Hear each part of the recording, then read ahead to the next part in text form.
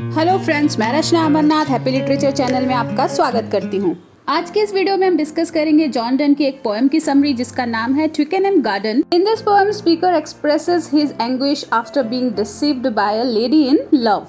Speaker को प्यार में धोखा मिला है और वो अपने इस पेन को, अपने इस दुख को ट्विकेनहेम गार्डन में एक्सप्रेस करता है। ट्विकेनहेम एक जगह का नाम है जो कि लंदन के साउथ वेस्ट सब अर्बन डिस्ट्रिक्ट में है। सो फ्रेंड्स, वीडियो स्टार्ट करने से पहले आपसे रिक्वेस्ट है, प्लीज़ मेरे चैनल को सब्सक्राइब कर लीजिए और अगर आपको वीडियो अच्छा लगे तो इसे लाइक करना ना भूलें। तो let's start with the poem Twickenham garden by John Donne. Blasted with sighs and surrounded with tears, hither I come to seek the spring, and at mine eyes and at mine's ear receive such balms as cure everything. So the poem begins with the portrayal of the speaker's mind. मतलब जो speaker का जो emotional stage है, first line से पता चलता है कि वो कितना दुखी है, वो आहें भर रहा है और वो आंसुओं से उसकी आंखें भरी हुई है। स्पीकर कह रहा है कि वो गार्डन में एक स्प्रिंग की तलाश में आया है, मतलब कि एक नए लाइफ की तलाश में आया है और अपने पास्ट को पीछे छोड़ना चाहता है और अपनी आंखों को और अपने कानों को एकदम रिलैक्स करना चाहता है गार्डन के नेचुरल ब्यूटी से, नेचुरल साउंड से। But oh, self-writer, I do bring the spider love which transubstantiates all and can convert manna to girl. तो यहाँ पे स्पीकर अपने आप को सेल्फ ट्रेटर कह रहा है, मतलब कि खुद का दुश्मन बता रहा है, खुद का एनिमी बता रहा है, क्योंकि जब वो गार्डन में आया था उसका इंटेंशन था कि वो स्प्रिंग को ढूंढे, मतलब एक नई उम्मीद को ढूंढे, नए लाइफ को ढूंढे, लेकिन वो अपने साथ अपने लव थॉट्स को भी ले आया, अपने पास्ट को भी लाया। जब वो कह रहा है ब्लास्टेड विथ शाई एंड सराउंडेड विथ टीयर्स, मतलब कि वो अपने पास्ट को भी लेकर आया, उस सोच को भी लेकर आया इस गार्डन में। तो यहाँ पे वो अपने प्यार को स्पाइडर लव से कंपेयर कर रहा है, जो कि सब चीज़ों को बदल देता है। कैसे बदल देता है? वो मैना को गल में कन्वर्ट कर देता है। मैना मतलब कि एक ऐसा खाना जिसको खा के एक जीवन दान मिलता है, और गल मतलब पॉइजन, तो ऐसे खाने को वो पॉइजन में बदल देता है। मतलब ये जो स्पाइडर लव है एक हेवनली फूड को पॉइजन में बदल देता है।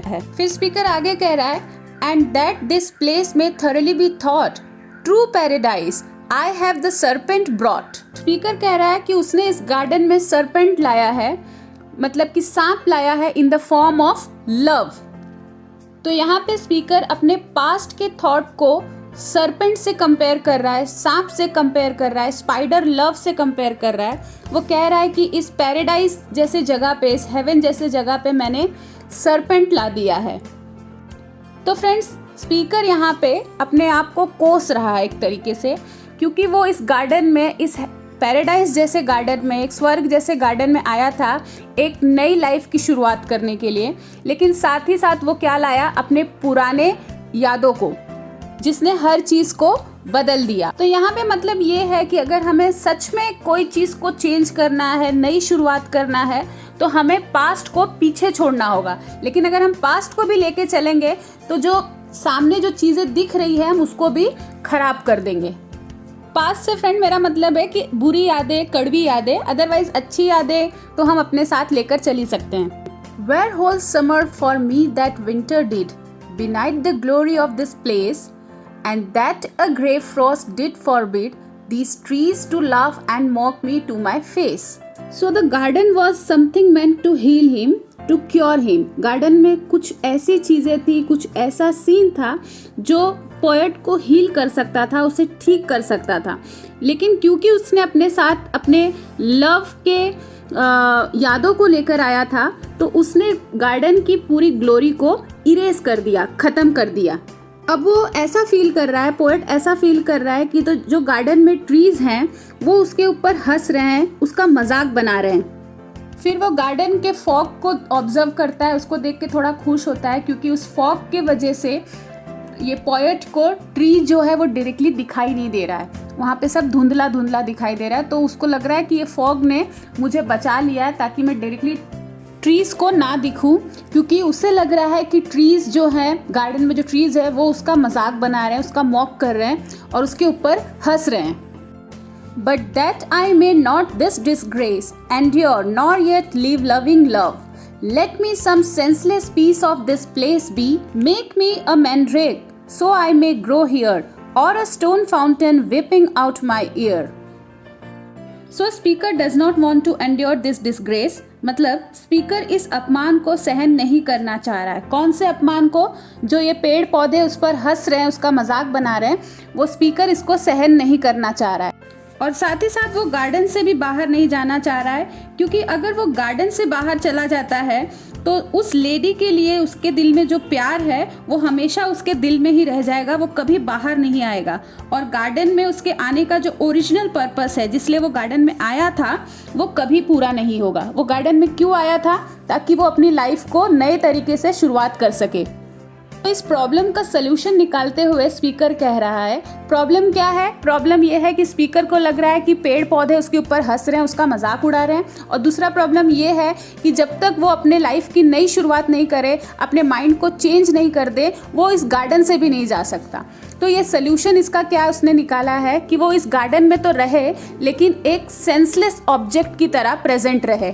तो ये सेंसलेस ऑब्जेक्ट क्या हो सकता है? मैंड्रेक, मतलब कुछ फ्लावर के प्लांट्स बन जाए चाहे वो, या फिर फाउंटेन बन जाए। ये चाह रहा है कि फाउंटेन के पानी की तरह इसके आंसू भी इसी तरह बहते रहे। Speaker continues the next stanza assuming he was transformed into a stone fountain. मतलब कि वो अब ये सोच रहा है स्पीकर कि वो स्टोन फाउंटेन बन चुका है। इसके बाद वो क्या कह रहा है देखते हैं। Hither with crystal files lovers come and take my tears which are love's wine, and try your mistress tear at home, for all are false that taste not just like mine. Crystal files मतलब होता है एक छोटा सा glass vessel या फिर कांच का छोटा बॉटल। तो स्पीकर यहाँ पे कह रहा है कि जब वो स्टोन फाउंटेन बन जाएगा और जब लवर्स लोग उस गार्डन में आएंगे तो ये उन्हें अपने पास बुलाएगा और उनसे कहेगा कि इस फाउंटेन से जो उसका आंसू बह रहा है उसे वो एक क्रिस्टल फाइल में, एक कांच के बॉटल में कलेक्ट करे और घर जाके अपने मिस्ट्रेस के टीयर्स के साथ, उसके आंसू के साथ कंपेयर करे। अगर दोनों टीयर्स का टेस्ट सेम नहीं होगा तो इसका मतलब ये है कि तुम्हारी जो मिस्ट्रेस है या जो गर्लफ्रेंड है, बिलव्ड है, उसका लव जो है वो ट्रू नहीं है, सच्चा प्यार नहीं है। So in the rest of the lines, speaker laments the inability to look through woman's heart.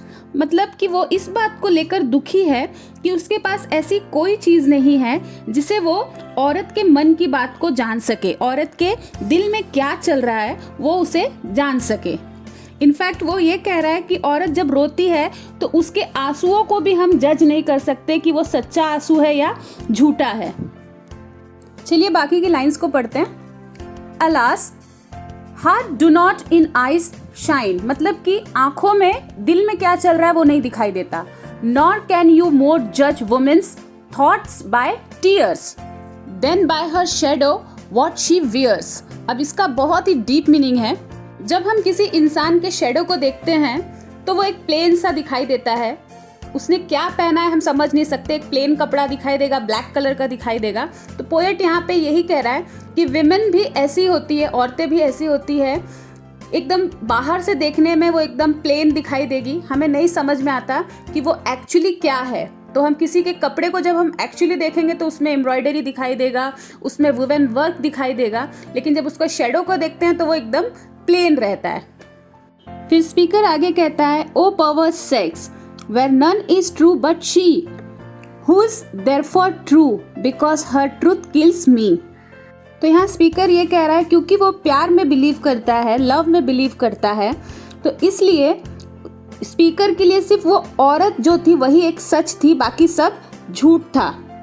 और स्पीकर ये बिलीव करता है कि जहाँ सच है वहाँ पर पेन है, वहाँ पे दर्द है, इसीलिए उसकी जो बिलव थी, जो कि सच थी, वो अपने साथ दर्द लेकर आई है। किसके लिए? स्पीकर के लिए। Who is therefore true because her truth kills me. So friends, इस वीडियो में मैंने पूरी कोशिश की है इस पोएम को समझाने के लिए। आई होप आपको ये समझ में आ गया हो। अगर आपको वीडियो अच्छा लगा हो तो प्लीज़ इसे लाइक करना ना भूलें और साथ ही साथ चैनल को सब्सक्राइब कर लीजिए। तो मिलते हैं मेरे अगले वीडियो में, तब तक के लिए आप अपना ख्याल रखिए। बाय।